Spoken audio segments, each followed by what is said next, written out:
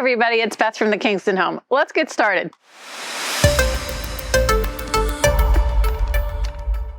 So I've decided I want to do a bunch of smaller pumpkins, so I'm just going to mark some spots evenly numbered, so that'll make a 4-inch pumpkin. I go down 10 to 10 inches, that'll make a 6-inch pumpkin, and you just keep going until you have as many sizes of pumpkin as you'd like. So I'm going to take my square and just use it to make lines to help me guide myself when I'm cutting with my saw.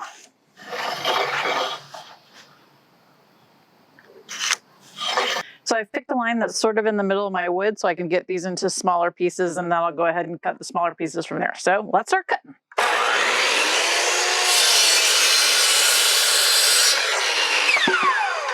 So to make the stems for our pumpkins, you just need to find a branch or two. I'm going to cut this into smaller pieces so that I can use it for a couple of the pumpkin stems. And I'm just going to use this pruning shear, power lever, whatever you want to call it.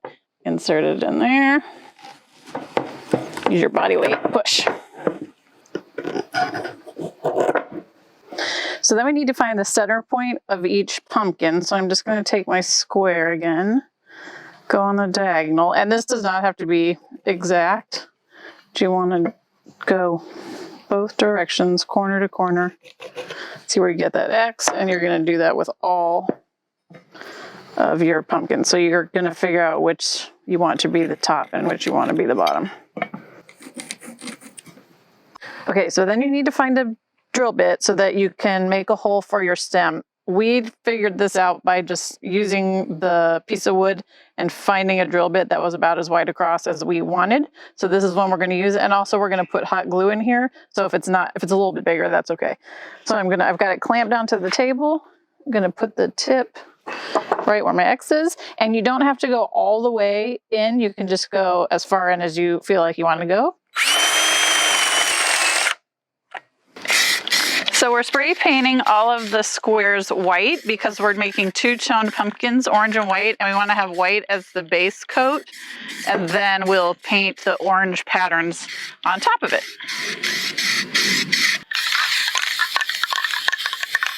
While we're waiting for the pumpkins to dry, I'm going to punch what will be polka dots that we're going to adhere to the wood and then spray paint over. So this is just cardstock, and I've got a punch. If you've got a die cutting machine, you can use it. Whatever you've got to make circles, you make as many as you want. And then I'm taking a Xyron machine that has repositionable adhesive in it. Again, like if you're using vinyl or you're using sticker paper, you don't have to worry about this.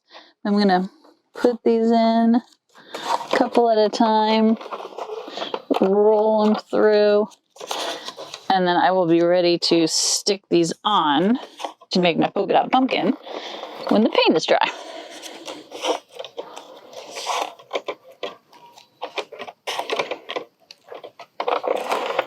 So I'm going to put polka dots on my shortest pumpkin, and I'm just peeling these off.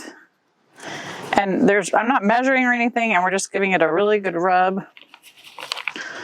We're just gonna fold it around the corners. And I'm gonna cover the entire pumpkin, and then we're going to use painter's tape to put stripes on the other pumpkin. Okay, so now I'm using painter's tape to make the stripes. The reason I use painter's tape is because it comes up easily, so I have a chance to sort of work with it if I want to get it, if I feel like it's not straight. And again, you can measure these out, but I prefer to just eyeball. Lay that down.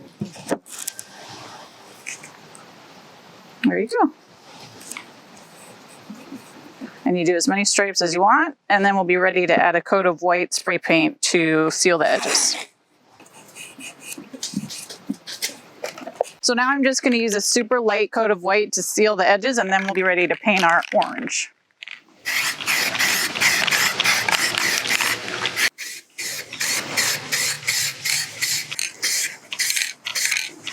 Now we're ready to remove all of our designs. Remember, when you're using paint like this, you might have some smush. So like right there, you can just take a fine tip paintbrush and make those corrections if you feel strongly about it, and you are going to see the, the pattern of the wood. but I think that turned out pretty good. So you're going to peel off your paint stripes. When you're going for the circles, you may need to get a pair of scissors or something to get it going. I used my fingernail to get the first one off, and again, I mean, those edges look pretty good to me, but if you have concerns, you can always just, like right there, you can just use a little bit of a paintbrush. I'm going to go ahead and peel the rest of these off, and then we'll be ready to add our stems. So for the last step, we're going to take the pieces of our branch that we cut earlier, we're going to put them in the hole, and we're going to hot glue them in there.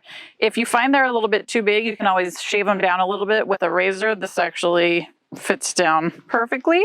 So I'm just going to put a little bit of hot glue right in there. Put this down in. And then you're going to give that just a few seconds to set.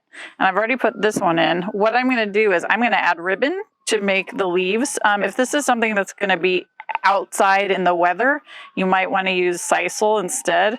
But this is going to be under my on my porch under cover, so I don't have to worry. So you can just take any colored green ribbon that you like, cut it at an angle,